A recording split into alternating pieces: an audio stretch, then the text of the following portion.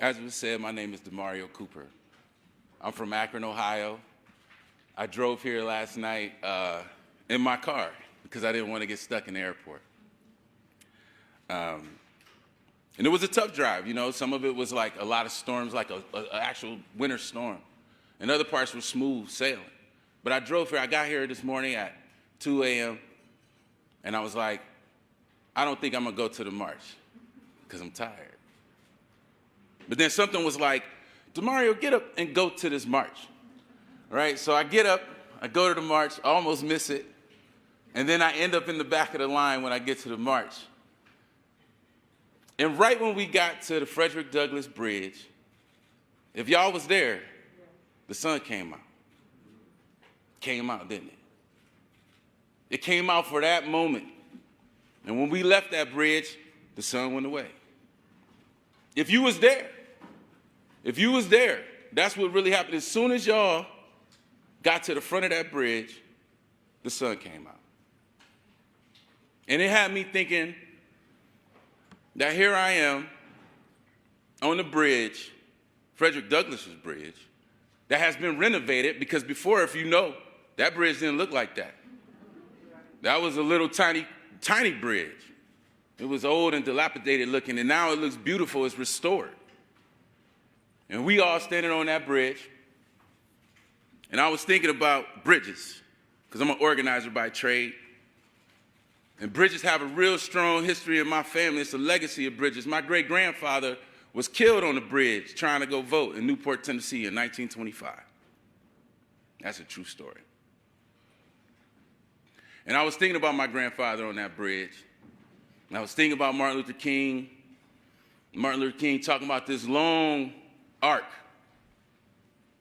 and that it bends towards justice.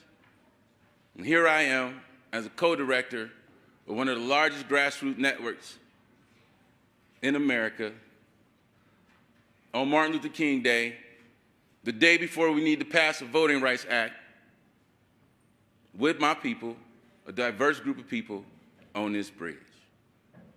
And organizers talk a lot about bridges. We talk about bridges like people need to move across the bridge in order for us to go from a private life to a public life.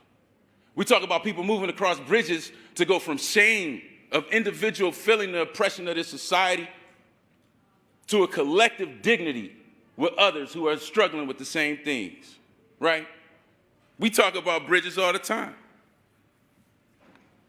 We talk about bridges moving our people from accepting what's happening to us to moving into collective power, working together, building together, being in a relationship together. I'm an organizer by trade. We need to move over bridges. Frederick Douglass moved over a bridge. He moved over a bridge when he decided that no longer he wanted to be an enslaved person and that he was going to be a free person. He made a decision point in the history of that man's life, made us have a person who taught us all that power gives nothing without a demand. It never has and it never will. He learned that through crossing bridges. And on this day, where I do want to give thanks to the King family. I want to give a thanks to your grandfather. Your father has helped my life and all black people in this country's life. I want to give thanks to the ancestors, to the people who came and fought for us to have this freedom, for me to stand in front of Nancy Pelosi and the senators having this conversation. I'm a boy from Akron. I'm from the projects in Akron with a single mom. That's where I come from. And I ain't worried about it, I ain't scared about it, because I'm already on the dignity side of it.